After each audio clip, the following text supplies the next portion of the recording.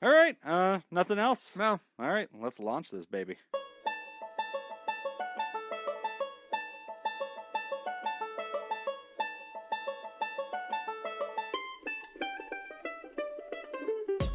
From fabulous Las Vegas, Nevada, this is Pod Therapy. Real people, real problems, and real therapists. You can submit your questions anonymously at podtherapy.net or email us at podtherapyguys@gmail.com. We did one Reddit AMA and have been suffering the consequences of hundreds of spam emails ever since. The good news is, I hear President Kanye will be able to put an end to this. And now, broadcasting from the churn, that guy is Dr. Jim Jobin. I'm Nick Tangeman. It's time for some Pod Therapy. And that is 100% on me, because we didn't get any. No one questioned that. And then toward the end, No one questioned whose fault it was. I edited the original post, and I was like, hey, everybody, here's our email address. And I was like, you can trust the internet. It'll be fine. It was not. It was not fine. We have gotten so much spam. Yes. It's been great. So. Yeah, I've been trying to go in there on a regular basis and just delete stuff. Yeah, I just did that too. I just did a whole purge, and it's Yeah. been. And I hope we report didn't the miss spam. anybody's email, but Yeah, we've been getting a lot of spam. Please help. Pod therapy. Here's my question. Garbage. Clearly scammy stuff. Wanting our credit card numbers. It's amazing. Thank you so much for all your hard work on the show. That's bullshit. Nice try. Troll. I'm not buying your product. Yeah, nice try, bot. Good try, Russia. Spam farm my. Yeah. So that is rough, but hopefully it's starting to thin out a little bit. Every morning I wake up to just a crap ton of that, but. Yes. We're working through it. But we also got a lot of new questions, which was fun, too. And actually, we got new listeners that have let us know that they found us through Reddit, and even one of them became a Patreon, which is going to be a fun one to try to say at the end of the show, because the name is, that was when I tweeted it, and I was like, oh, thanks to this person, new THERAPOD. Everybody was like, oh, I cannot wait to watch you guys try to say that. Like, yeah, here we go. Oh, yeah. That'll be coming up at the end, so that'll be fun. That'll be... Yep. Yeah. But, so Reddit was a success. Had fun with that. Have a good week. Yep. It's the 5th of July. Yep. I did a 4th of July and actually socialized with family and did the fireworks thing and the pool thing and the barbecue thing, all while wearing masks. How are your guys' dogs? I have one dog. Yeah. And she's fine. And Jacob? Oh, with the fireworks and stuff. Yeah. Yeah, they did okay. We live in a neighborhood that's entirely comprised of old people who don't shoot off fireworks. There you That's go. good. So we could hear some from the house, but they weren't loud. Yeah, I'm pretty sure my dog flipped out because, like, when I got back home at like midnight, I go find her smoking. hiding. Yeah, she was chain smoking. Yeah, just an ashtray filled up. The hell you guys been? There was like all this like stuff knocked over. Like, and I feel so bad. I think that she really? was like scrambling and bump. How about your dogs? How'd they do? Mine are fine. Penny does not give a shit. Penny Lane. Yeah, we were outside in the backyard, and she's just running around like normal, like shit's going off, like startling me. Even, Okay. And she's perfectly fine. I'm like, can she hear? Maybe she's deaf. Oh. But then you say something like food or treat, and then she perks up. Las Vegas is just an epicenter of illegal fireworks. Yeah. It's hours and hours of just Non-stop. crazy illegal fireworks going off. And I was telling Laura this the other night too, because I said, you know what, they may as well just make them legal, because hypothetically, let's just say today they decided that they're actually going to enforce that. Yeah. There's no way. There you go. Get them. Yeah, It's exactly. done. I've never, ever, ever even heard of somebody getting in any trouble whatsoever. Well, that's the thing is all right, I guess earlier last week they set up, because you can get the good stuff in Pahrump. Yeah, you Right. can. They have like big old factories of them, and they make you sign a waiver when you get there. That's like, I promise to get these out of the county in 24 hours. Well, and I guess that there was at one point last week a roadblock set up between Pahrump and Vegas. Oh, really? A checkpoint to see if you're bringing them in. Exactly. Oh, where else are they going? There is nowhere else to go. You can't leave Pahrump and go anywhere besides Clark County. Right. Like, that's not a thing. There's only 2 roads. Yeah, you They go both north go to or south. Vegas. They both go to Clark County. I don't know where you're going. That's hilarious. But I mean, they could, if they wanted to, because I mean, there are all kinds of events in Vegas where they bring extra law enforcement in yeah, for those events. Right. So if they wanted to, they could. yeah. I don't understand how all that works. Like, my kids were asking me about the fireworks stands that we have all over the place. And they're like, oh, that would probably make a lot more money if they would do like half off the day after 4th of July. And I was like, I think that they're extremely highly regulated because that's why they're always run by charities. Like, I think the deal with the devil that, Clark County made with Phantom Fireworks and TNT was, yes, you can sell these as long as a substantial portion of the profits is going to charities. And you also can only sell like fountains and like poppers. So they're extremely regulated. Sparklers. Yeah, and I read online that like even regular fireworks, as of midnight July 4th, so going into July 5th, they're all forbidden after that. Yes. By law, which of course stopped 0 people from just continuing. When I lived in my old house in Vegas, there was nothing that made me want to do actual physical violence to people more. And I'm not even kidding. Than the fireworks? Than people shooting off fireworks like in the middle of the fucking night. Oh, yeah. Like 3 a.m. Yeah. Yep. And because back then we had a different dog back then, and it was like, me and my dog just live in Beirut. Yeah. We live. That's a dated reference now, but we live in Beirut in the 80s. That's fine. Yeah, we've gone back in time and have decided to live in Beirut. Yes. Beirut's. I doubt Beirut is beautiful these days. No. I'm sure it's lovely. Yeah, tourist destination. Yeah, I think your reference is still good. I follow. That's horrible. That's the devil. Penny did okay. Layla would go outside, but then she had to get back inside, Dun. so she wouldn't like. She was clawing at the door and everything. How was Laura doing? Laura also was clawing at the door. Yeah. I couldn't get her to pee outside yesterday either. Jeez. Yeah. That's a shame. Well, new day. Yeah. She'll be fine today. I'm sure she'll be right out there in the sunlight. Yeah, I mean, I just put her in her crate. And, She was fine. She was fine when she got in. You just got to give her those snacks wrapped in cheese. Give her the sedative. Give her some Benadryl wrapped in some cheese. Yeah. That always helps. it does. Well, happy 4th of July. Happy 4th of July to all the listeners out there. And if you're not from America, you still have a 4th of July. 4th. Yeah, so enjoy it. I hope you have a nice day. Yeah, I hope you had a nice 4th of July. Yeah. That's fine. So we have an interesting A block. This is a little bit into the weeds, a little bit of interesting politicky, legal stuff. Which I think is really important. And this came across the interwebs a while ago, and we were both kicking it around, just kind of learning from it. But it's a discussion about how we're doing with mental health in America, and specifically trying to zero in on how a very specific law that was written in 2008, designed to help make mental health better in America, has it worked? And if it didn't, why? Spoiler alert. So this comes to us from Psychiatric Times from June 16th.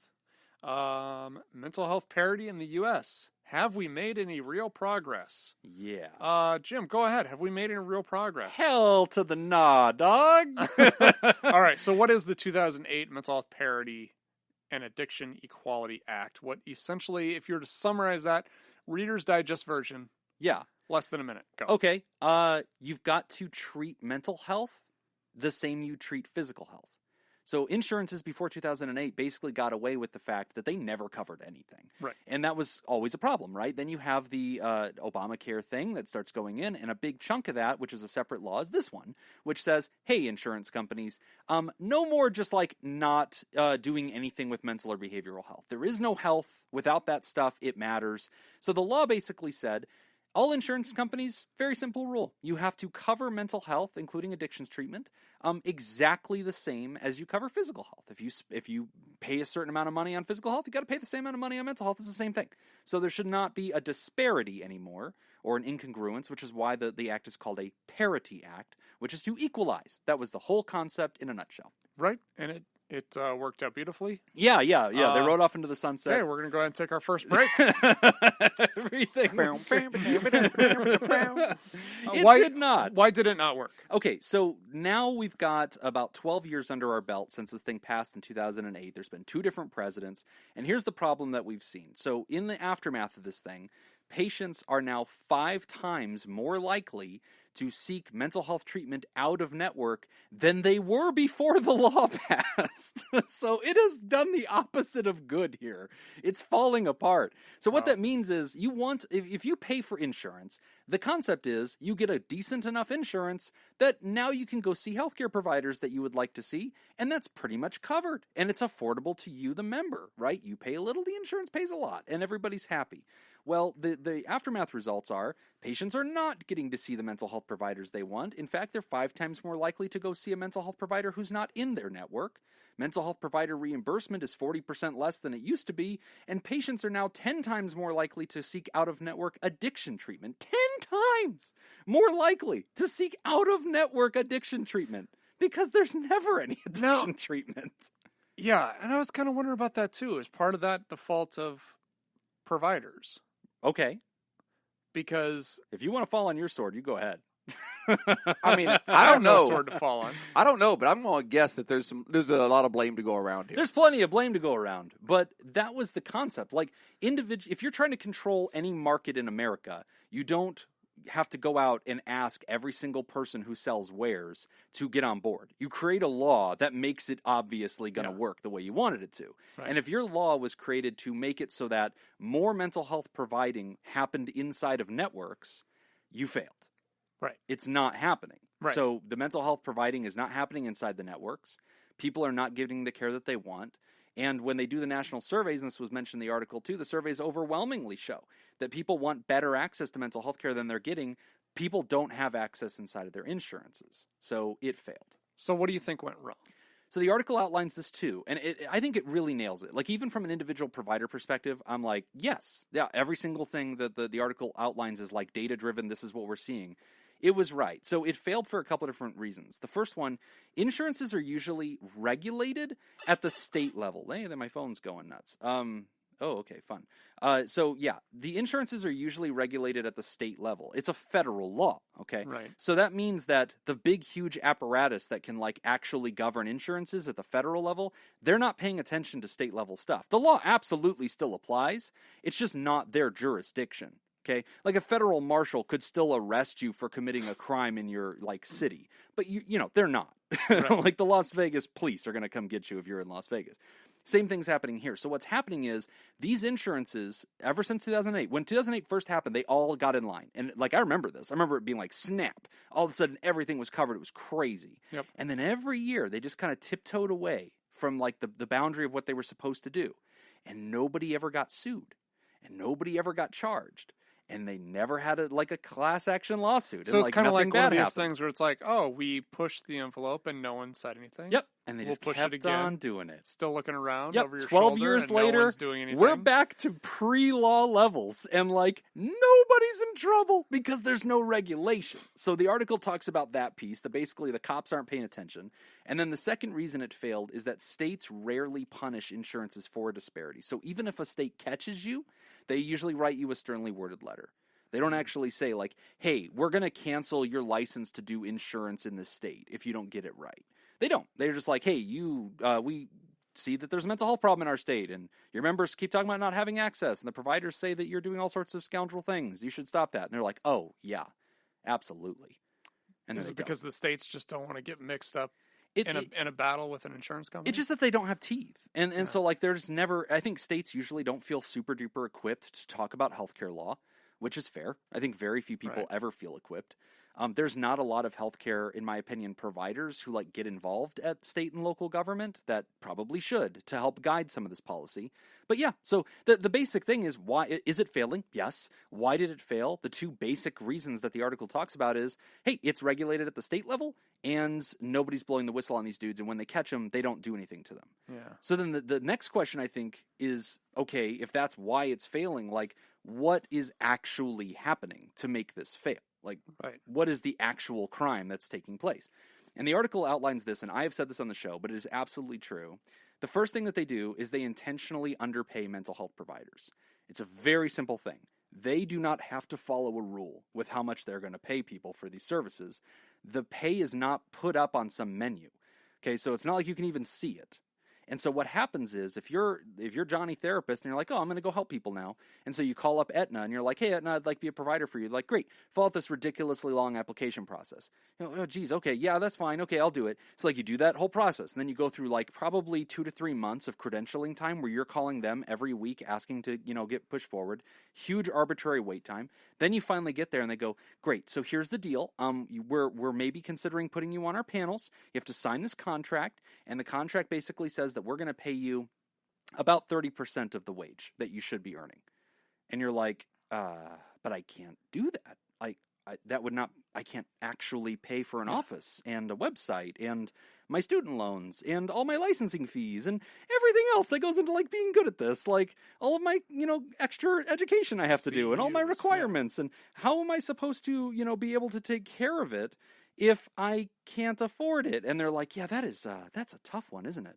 Yeah. Jeez. All right. Well, anyway, that's the deal. And there's no repercussions for that. You can't call your senator and be like, oh my God, they're doing that, because they're like, oh, thanks for telling us.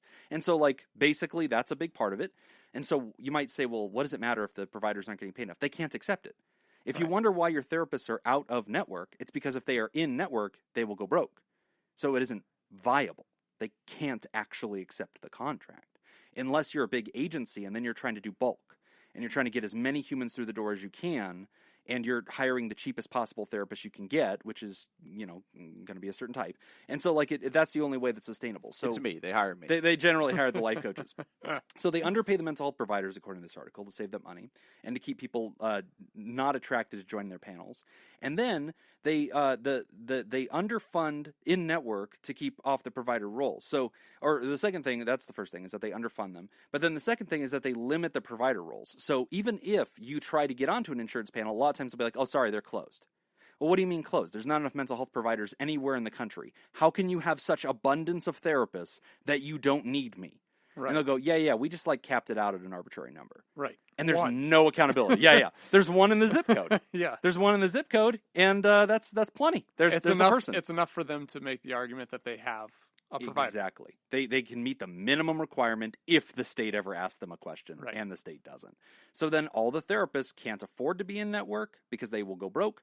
And if they do try, a lot of times they get locked out. Then the other things the article talked about that have been starving the situation is the insurances require pre-authorization for routine mental health stuff.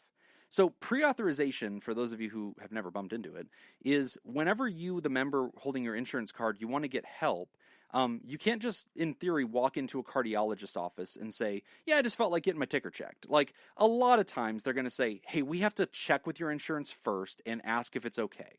And because they're going to pick up the bill, right? And so they can't just, and that's reasonable. So pre-authorization is something that's generally used for more interesting parts of healthcare. You want to go into addictions treatment. You want to go to a rehab for 30 days. It's going to cost $60,000. Like, yeah, they're going to have to call the insurance and ask permission. Basically, any specialist. Specialist, yes. Like if you're going to like an ear, nose, and throat person, if you're going to a knee specialist, like it's not just there needs to be an argument made, and so the insurance wants to pre-authorize that. If they don't, they have the right to say, no, healthcare provider, we're not going to reimburse you. You got to get it all from the patient, and things get tricky. That's fine, but they're doing it to mental health all the time. Mm-hmm. And so they're requiring pre-authorizations on basic outpatient stuff. And what does that do? It slows down the works. Your average therapist doesn't have the resources. Again, they're not reimbursed very highly. They don't have the resources to have like a secretary and a billing department and all these other people that are just making phone calls on their behalf all the time to find out if they can treat a patient. It takes them a clock hour to do their job, one person at a time. Right. There is no slower place in healthcare. Anywhere in healthcare, the output is not slower than one person per hour treated in any discipline. So they don't have the resources to do it, and that clogs up the whole service tunnel, so it can't happen. And then the last thing the article talked about why the insurances are failing and what they're doing, they have a policy called fail first. Right. And we've talked about this a little bit on the show before. We've had guests that have talked about it.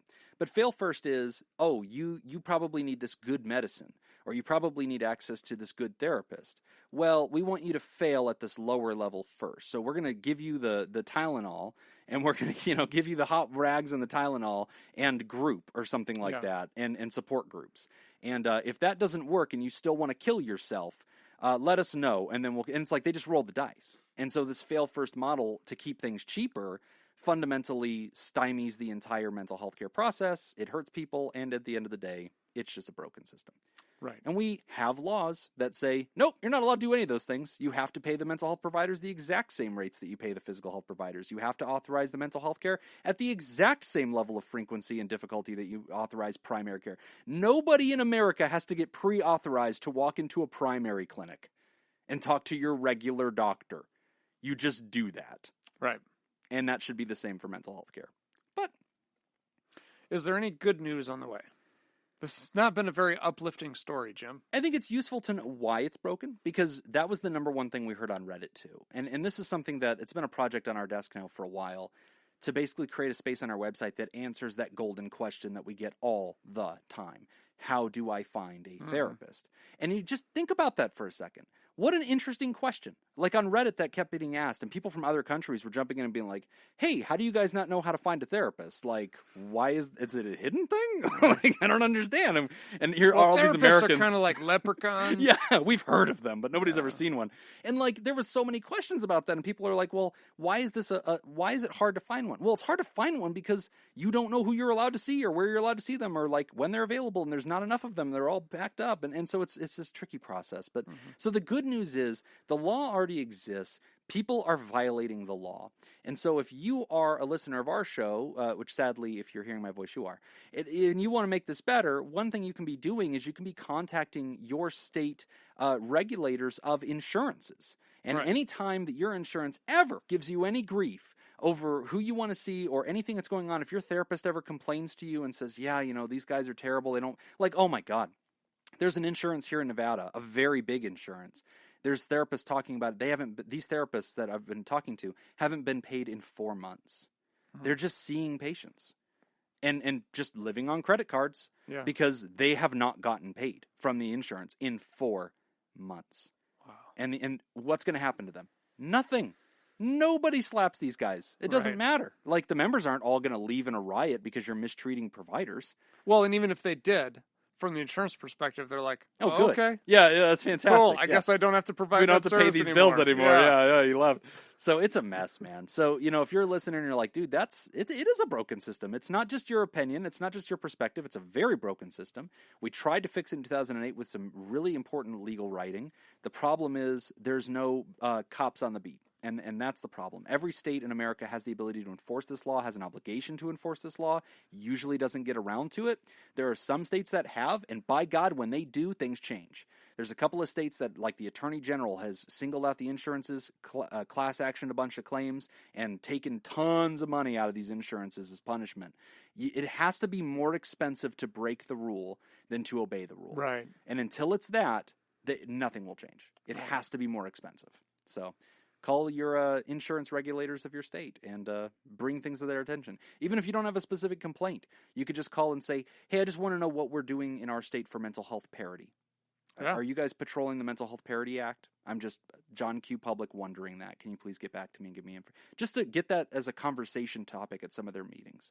It's incredible what that will do. So there you go. Okay. Mental Health Parity Act explained into the weeds of interesting things. All right, well, we're going to go ahead and take our first break. And when we come back, we are going to discuss question marks. Oh, you're I'm sorry. Listening. Receiving a diagnosis. I didn't update your. script. Yeah.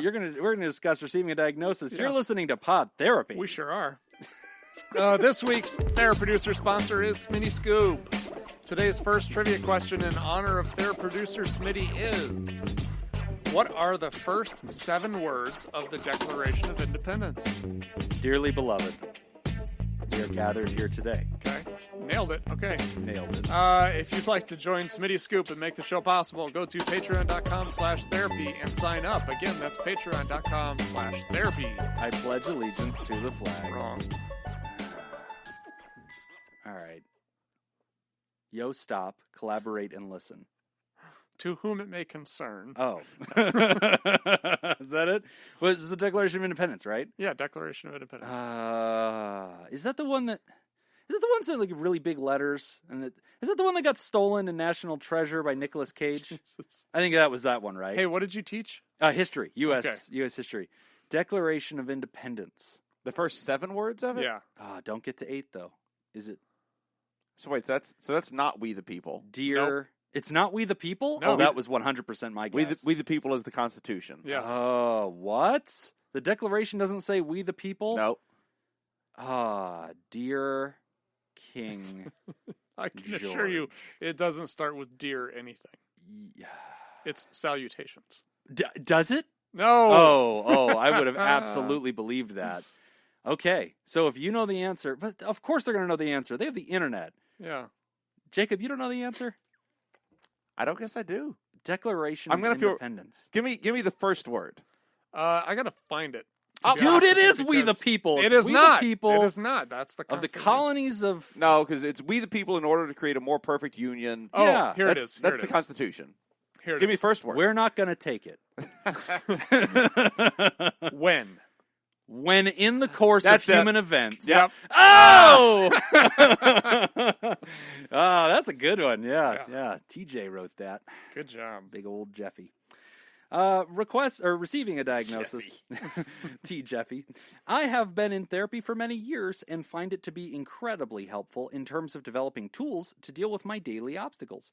However, I have never received an official diagnosis from either of the two therapists I've had. I've been with my current therapist for roughly 4 years and have only learned of some of my personal traits, not any diagnosis or disorders I may or do have. Is this common, or is it more likely that a patient request a diagnosis? Thanks, Anonymous. So, most of my work, pretty much all of it, has been with substance use disorder.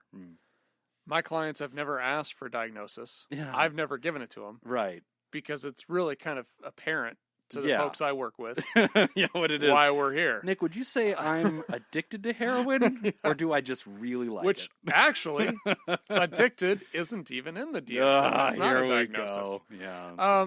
But yeah, so from my perspective, it's not something that I would share with the client because it's not something that we don't do anything with it. Right.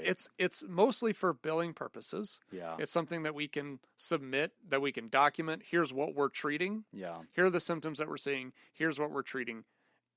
It's not really meant for the client necessarily. It's more meant for your billing or your accreditation or whoever's coming to look at your records. Right. All of that. That being said, if somebody asked, I would probably say, yeah, here it is. Yeah. And then we would go through it, and this is how I got to this conclusion. These are the symptoms that I'm hearing you say or hearing you talk about. Yeah. But I as far as mental health, I don't know as if it's something that most therapists would say, I'm going to diagnose you with blank. I think Right. most therapists probably talk in terms of symptoms. Yes. And here's what we're seeing. So we're going to address that as our treatment plan. Yes. Yeah. Right? Would you? Yeah. So even with me, like, again, we talked about out of network versus in network. If you're in network, you have to have an ICD-10 code, and an ICD-10 code is your diagnosis. So there's actually this little F number. All the behavioral health stuff usually starts with F, and they're going to have to write it down somewhere because they've got to tell the insurance what's wrong with you and what they're treating. And then they have something called a CPT code, which basically identifies what we're actually doing with you. Is it an intake session? Is it a couples session? Is it a family session? Is it a 45-minute session? Is it a 50-minute session? And so, yeah, those are the codings that happen in diagnoses. Now, what's interesting with mental health care versus other forms of health care is it is oftentimes a long-term, maintenancing, and fluid kind of connection. And so sometimes when you first meet somebody, you'll ask, hey, what brings us here today? What's the presenting problem? And they'll say, like, well, I don't feel like I've been living my best life. I've been pretty sad lately. I'm getting anxious sometimes, and I'm dealing with it. And if we, if you pushed us, if you're an out-of-network person, you don't usually have to diagnose with a code. But if you, asked me for a super bill and said, hey, I want to submit receipts to the insurance to get reimbursed, yes, then I will have to go ahead and use a diagnosis code, and I'm fine with that. And I'll show you, yep, I was diagnosing you with moderate depression, recurring.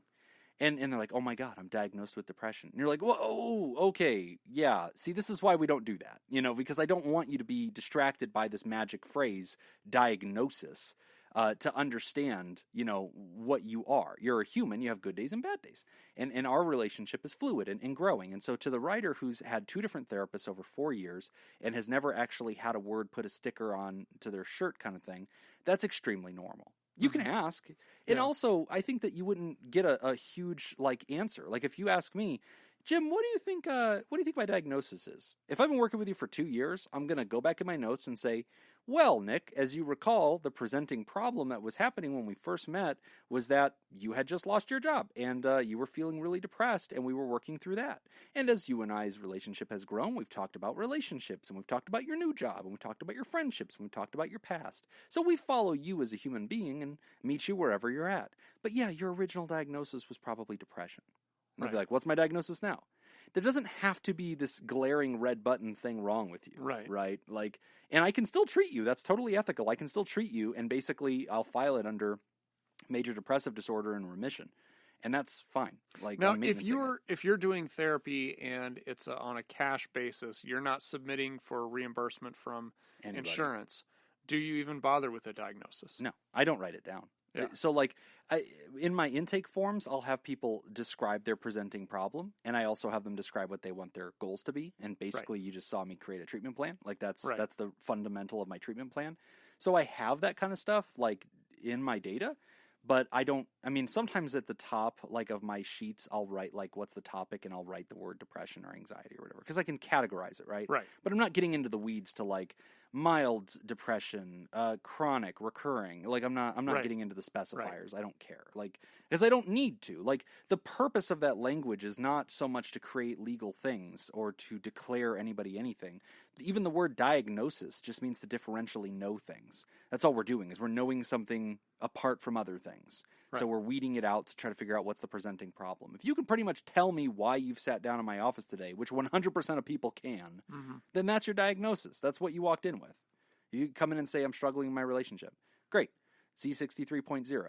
Conflict with spouse. And I don't need to code you, though, right? But in my telehealth side of my practice, which I've had to do since coronavirus, that's attached to, like, insurances, which I do I have to code everybody. And so I have to code every single interaction with CBTs and diagnostics. And my patients can see that. Like, whenever they log off, in their app, it has a history thing, and they can open it up and see my codes, and they can see my justification for it and everything that's in there and the clinical summary. And it's not that interesting. If you read our clinical notes, it's literally what you said to us. There's not extra things in there where, like, we have some epiphany and we write down, like, what he doesn't understand yet is that 5 years ago, the interaction with his uncle at the carnival is causing all of this. I hope to have him reveal that in 3 sessions. It's not an exciting read. No, it's really just data. Which, honestly, is funny because that's my job as an auditor. Is to read those files. And I don't. Nope. It's not something that I sit on the edge of my seat. No. So I wouldn't. To the writer, I wouldn't be worried about it. It's pretty much standard practice. What's happening with you? It's not. And you can feel free to ask for that information. Absolutely, there's nothing wrong with that, and there's no reason that your therapist would keep that information from you. It might even spark a good conversation. And if you asked me that, it depends on where you ask. If you ask me in my if you ask me in my tied to insurance practice, I'm going to literally read you the code and explain what that means. If you ask me in my out of network practice, the private one, I will say, well, yeah, Nick, it's this, right? That's what you were teaching me whenever we first met each other, as you were struggling with this. Okay, Jim, is there like a formal word for that? Yes, I'm happy to tell you that. If that helps, this is called major depressive disorder, moderate, recurring type, chronic. What does that mean? It means that you've been depressed for a long time. Comes in waves, doesn't it? Yep. Okay, that's all it means. And for me, and other therapists might enjoy getting in the weeds, I've never enjoyed that. Because I've never found it to really help my patient very much. I know therapists that literally pull out the DSM-5 during the conversation, open up to the criteria, and explain to the patient, here's how you're meeting each of these criteria. It would be interesting to hear from them why they do that and for what purpose. I mean, why they would find it helpful. I have a guess. Because, me just thinking about it, I've kind of got a guess too.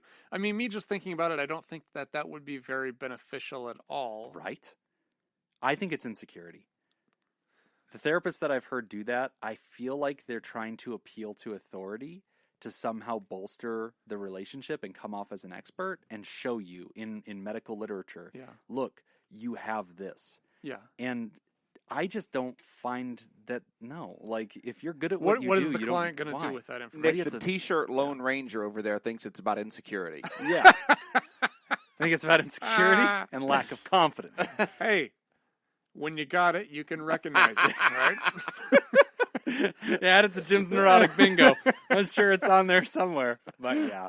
So to the writer, your diagnosis is probably going to sound like whatever you walked in with in the beginning. But if you ask them what it is currently, they might have changed it. And they might say, yeah, nowadays we're talking more about your relationship, or nowadays we're doing job counseling. And these all have different codes. And so if they need to, if they're taking your insurance, there is a code. If they're trying to go back and help you bill your insurance, there is a code. If not, they probably just have a working theory. Yeah. And that's fine too. You know, that we don't have to have something in writing and stamped on you that means anything. And those things change. Yeah. And thanks for writing in, Anonymous. I'm glad therapy is working for you. Stick with it. Stick with it. We are going to take another break. And when we come back, we discuss horoscopes. We do. You're listening to Pod Therapy. Oh, and we have a secret bonus question. We do. You're listening to Pod Therapy. This week's second TheraProducer sponsor is Jake Schneider. Today's second trivia question in honor of TheraProducer Jake is: the Star-Spangled Banner became the national anthem of the U.S.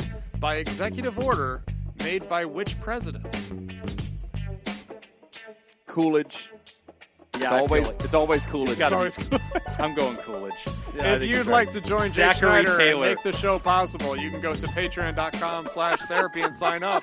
Again, that's patreon.com/therapy. I saw this Onion Lex article. Luthor. Lex Luthor, yeah.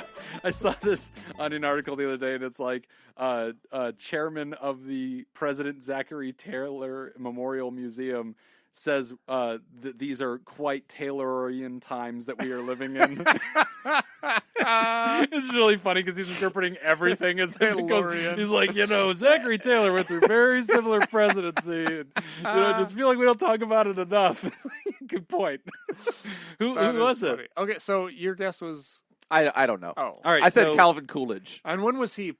Well, okay, the Rockets, right? You're before the 80s. Okay, prior to the prior to the 80s. Yeah. So that's he was definitely pre-Reagan. It's a war anthem. I'm What was it? I know it was a poem. Yeah. Star-Spangled Banner was a poem. Wasn't it about the Alamo? No. No. The Alamo wasn't even America.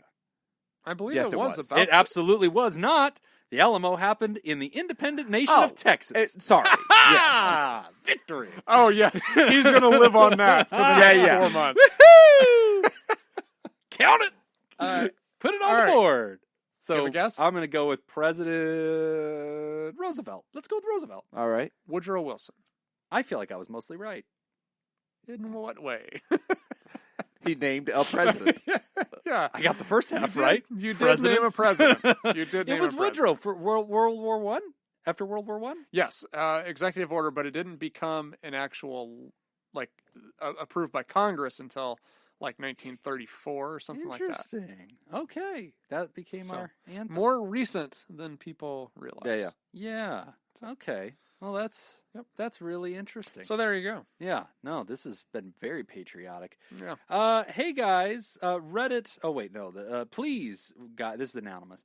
Please talk about manifestation and horoscopes, and maybe what kind of problems are underlying in people who love to rely on these methods. So, quick disclaimers. What is manifestation?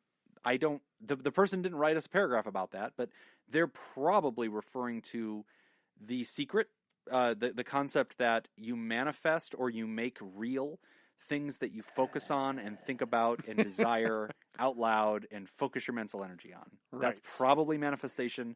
Horoscopes are the zodiac signs. Right. You got to give it to the universe, right, Jacob? Yeah, that's what you got to do. Sometimes you give it away to get it back. Yep. That's how that works.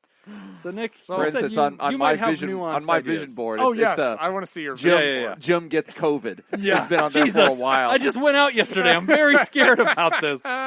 Too soon. I'm not ready for that. All right, Nick, what do you think about manifestation? And the second thing the person said that he believes that, or he or she says, and can you speak to the underlying problems that probably show up in people who believe in those things? Okay, so first talking about horoscopes. Yeah. Yeah, I've First off, what's your sign? I feel like that's relevant before you start speaking. Okay. What's your sign? Aries. Yeah, of course. All right, I know. Makes sense. That's just Here we go. That's exactly what it is. Here we go. Yeah. I don't even get me started on that. You ever hear about the colors training? No. Oh, There's this thing where you like fill out this personality test or whatever, and it gives you a color.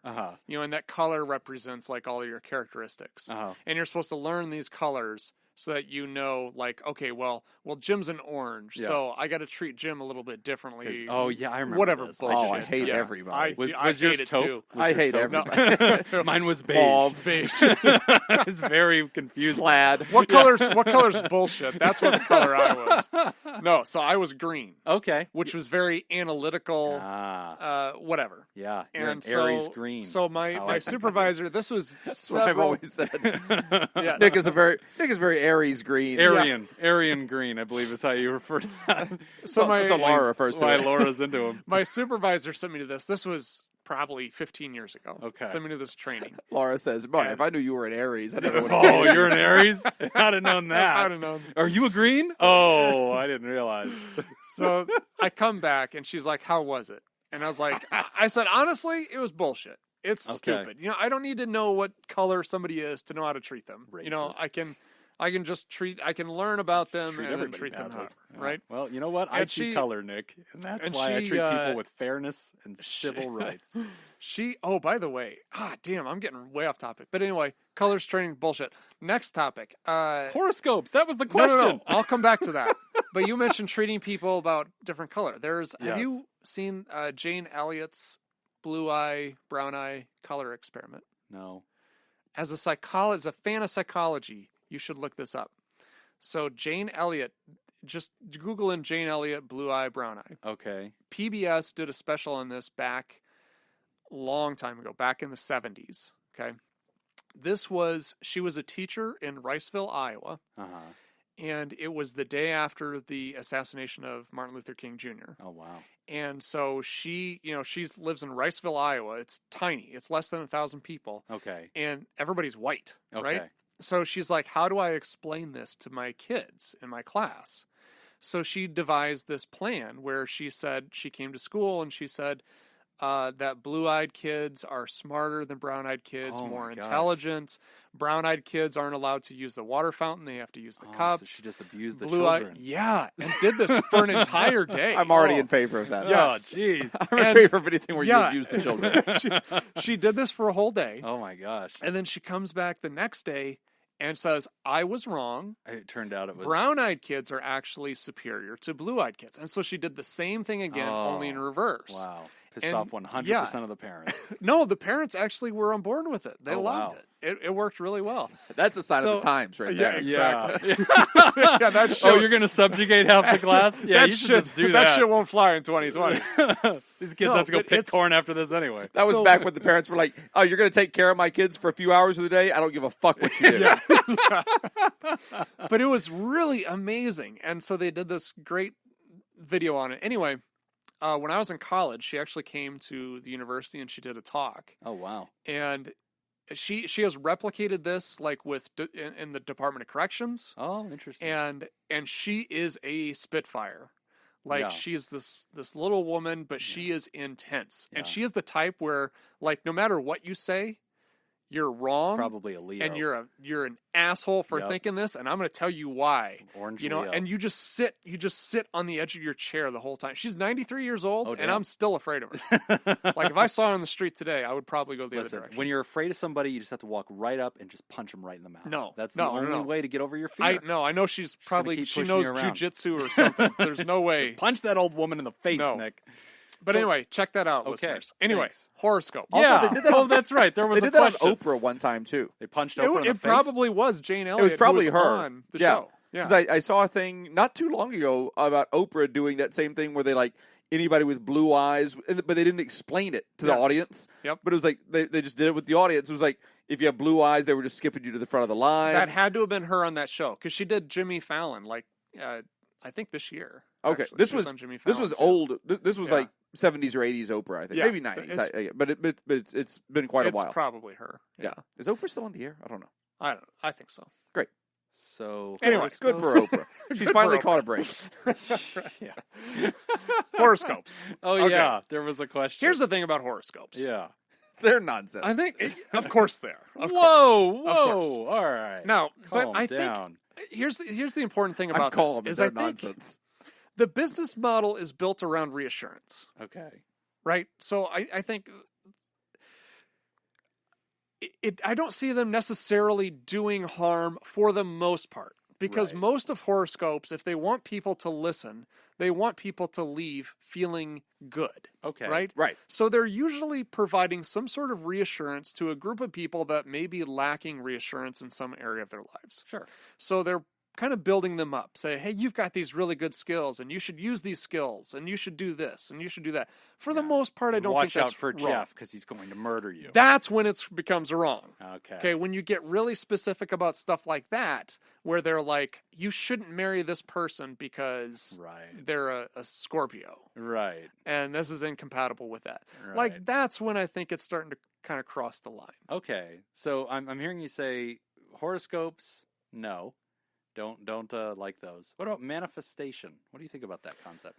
So manifestation, I think there's actually some science, not in the sense of give it out to the universe. I think that's bullshit. Okay. However, I do believe know... in the universe.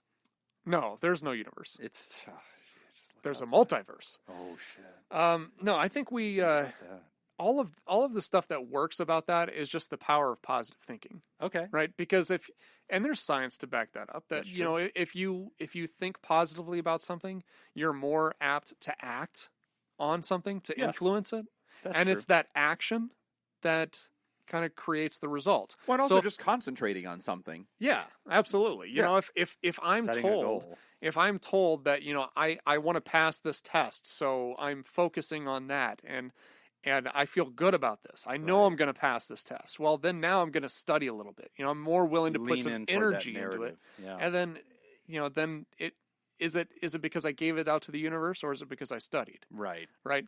But whatever causes you to get into taking action, fine, whatever Right. that is. Okay. So all I heard you say was blah blah blah. I'm a multicolor-eyed Aries, and I think about that a lot. Like if yeah, I I'll did bet that you do. because I have two different colored eyes. You do. Yeah. Most and- Aries do, by the way. That's bullshit. I'm putting it out there. Green Aries. Green Aries. Green Aries usually have multicolored Yeah. eyes. Green Aries from Iowa. So, okay, yeah, to the writer, manifestation in horoscopes, wishful thinking, and I think that that's not necessarily bad. In past episodes, we've been asked, like, do we care whenever we hear about that? And the answer is no. Like, as therapists, whenever somebody tells us, you know, yeah, this is my horoscope or whatever, I see it as data. I see it as it's teaching me what you want to be true, and it's very valuable. If your horoscope says that an opportunity is about to pass you by, and then you tell me about how sad that makes you because of something you've been longing for so long and you really wanted to work on that, I'm glad that horoscope thing happened because it opened up an entire part of you that I maybe wouldn't have had access to had it not been for that random thing that triggered you to share that with me. So I don't see it as bad. And the second part of the question, I kind of take umbrage with. And the second part of the question is like, is there an underlying problem with those people? Right. I don't like that talk. You know, I'll tell you the truth. Because, and I don't think, Ryder, you mean any harm, but it's not a those people thing. It's a human condition to hope. Like, humans hope for things, even if it's not super duper rational.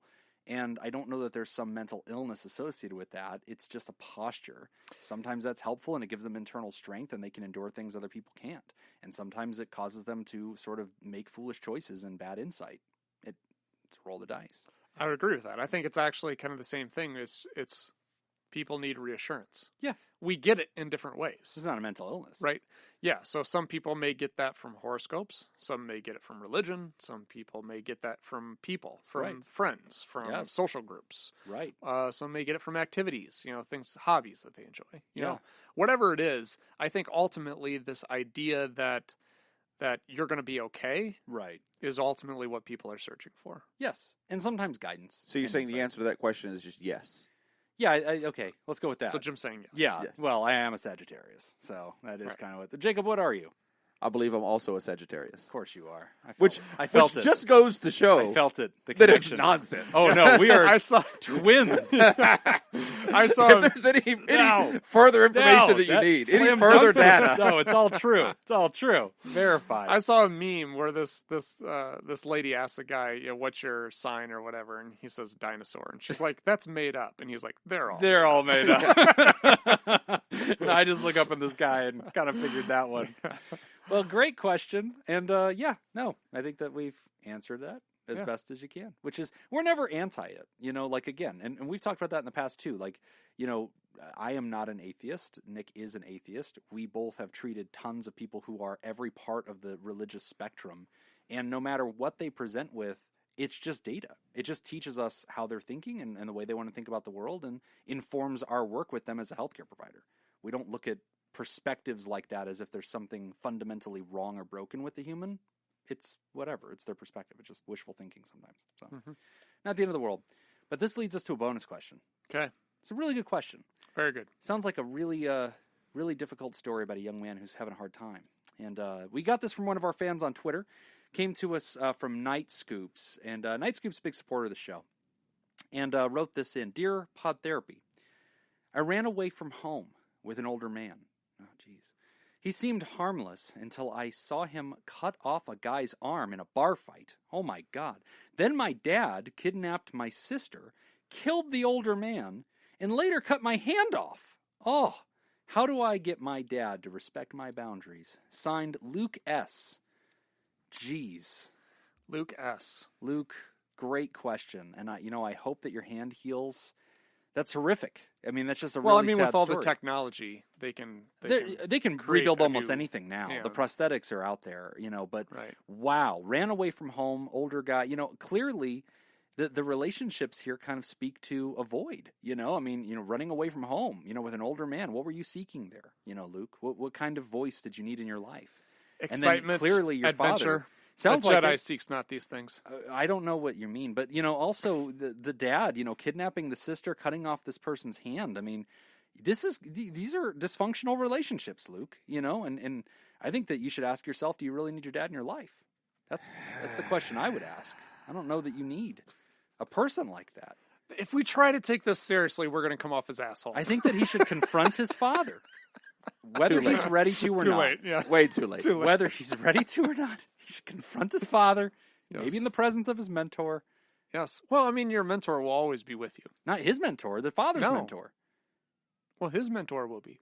That's true. If you strike his mentor down in anger, his mentor will always be with you, which is interesting because his mentor was not struck down in anger. No, it's not just being struck down in anger. This was solved earlier in episode 2. In a previous letter he didn't write. Yeah.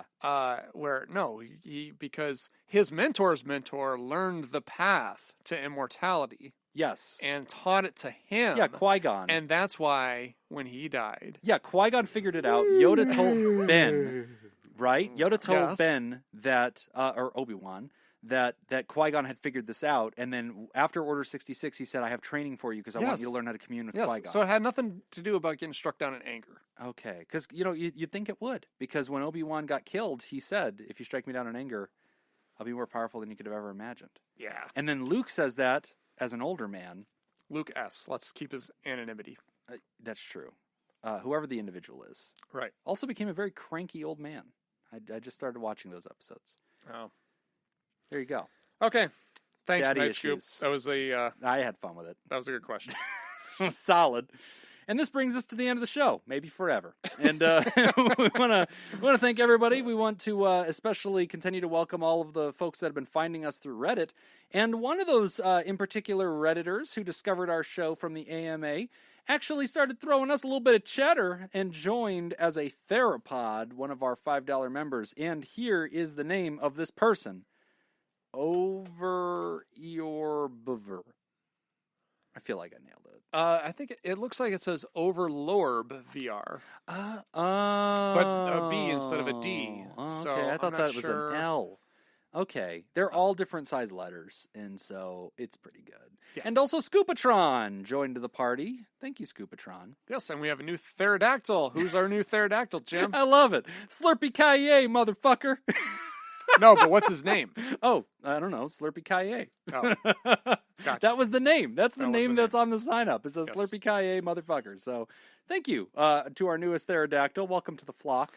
And we especially want to thank our bosses, the Elite Eight, and mysterious and shrouded Illuminati members of our fan club, the THERAPRODUCERs. Thank you, Smitty Scoop, Jake Schneider, Robert Brownie Jr., Mint, Kayla Lansbury, Ellie O'Dare, Judy Schneider, Nathan's Hot Dog Scoop, Dr. Ben Don, and ex-officio board members Crazy Men on a Scoop, and Gray Whitaker. If you'd like to hear this episode uncut and unedited, And why wouldn't you? and enjoy our spontaneous side projects, you can go to www.patreon.com/therapy. And thank you for supporting mental health. If you would like more Jacob and less Nick and Jim. Yeah, that actually is a good idea. That actually is part of the Patreon special. So yeah, thanks to everybody, including our landlords, the Ice Cream Social podcast, and thanks to those of you who contributed to our show today. I really appreciated it. Remember, pod therapy isn't something you should keep all to yourself. Share this episode with someone who needs it by opening this episode's description in your podcast app and copying and pasting that link we provided in your social media. Don't forget you can find us at facebook.com/podtherapy, on Twitter at PodTherapyGuys, and at patreon.com/therapy. If you want to submit a question to the show, ask anonymously at podtherapy.net or email us at podtherapyguys@gmail.com. I'm Nick Tangeman. I'm your father. Thanks, and we'll see you for your appointment next week. I've been meaning to tell you that for a while. So how am I older than you? You are a lot older than me, though. There's that. I'm not a Of lot all the older. bullshit that...